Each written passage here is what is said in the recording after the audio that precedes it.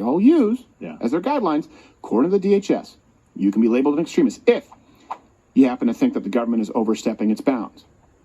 In other words, if you're conservative, if you think there might be a chance that elections aren't 100% fair. And if you had any doubt as to what the intelligence community thinks of you, the former CIA director, Michael Hayden, cleared it up on his Twitter yesterday. Because, good, this probably needs a little bit of clarity. Yeah. He responded to a tweet calling Republicans the most nihilistic, dangerous, and contemptible force in politics. Here's what he said. This is what the former CIA director said. I agree.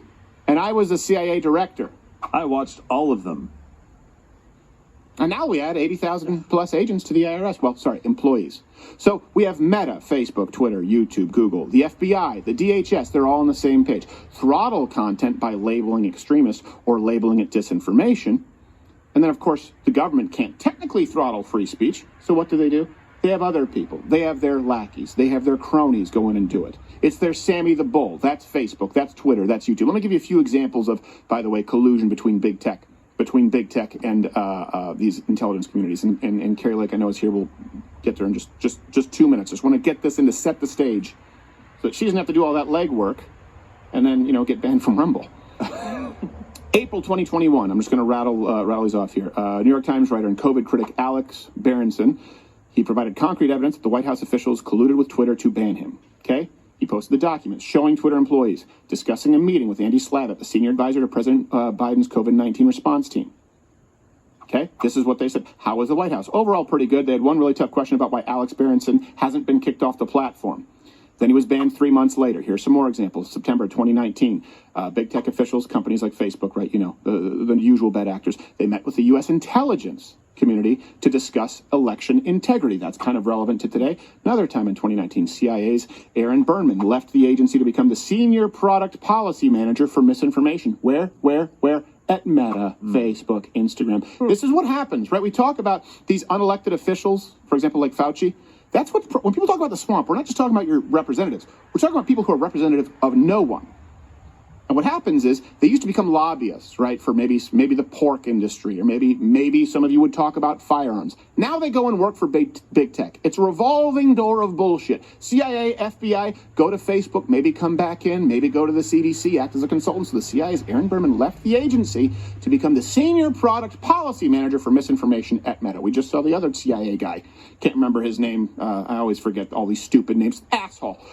Who then said, you're right, and I was at the CIA. We now see when the veil is lifted and they're no longer forced to act as though they're unbiased because the FBI and the CIA still think that we buy that. They say, oh, by the way, no, none of that. Everything that I just said was bullshit. 2019, FBI's Director Don Burton became the Senior Director of Strategy and Operations for Legal, Public Policy, Trust, and Safety. Safety, where? Twitter. March 2020, FBI's Karen Walsh became Twitter's Director of Corporate Resilience. February 2020, Mark Zuckerberg called for more government regulation of social media. Why would he do that? Think about that. Why do the big boys always support Democrats? All of them support Democrats, overwhelmingly.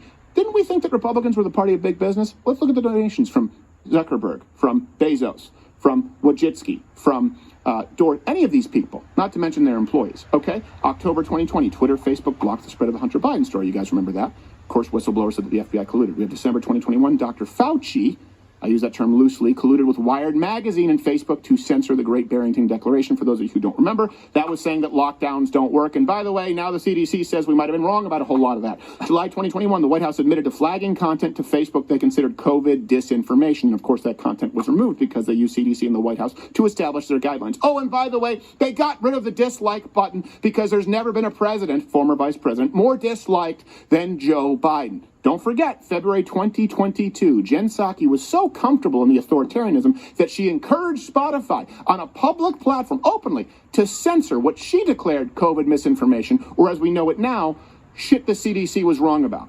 So our hope is that all major tech platforms and all major news sources, for that matter, be responsible and be vigilant to ensure the American people have access to accurate information on something as significant as COVID-19. That certainly includes Spotify. So this disclaimer, it's a positive step, but we want every platform to continue doing more to call out mis and disinformation while also uplifting accurate accurate information. Now, I will give her credit. I understand that maybe she was earnest. She didn't want misinformation spreading. She even believes that the vaccine is 100% effective, even when it comes to her own family. Here's actually a recent video of Jen Psaki giving her husband the 11th booster.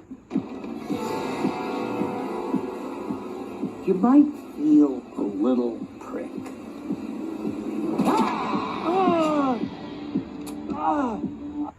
Two final examples. You know what? Look, what they do in their own bedroom is their own business. March 2022, ex-CIA data and intelligence analyst Deborah Borman joined Meta as a trust and safety project manager. And of course, the little mundane detail that in April of this year, the former Vice President Biden administration attempted to set up what was effectively a ministry of truth until the backlash forced them to close down.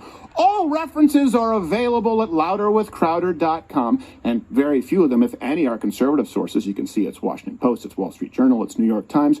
Are you starting to understand that it's not about private businesses? They are the enforcers of the government.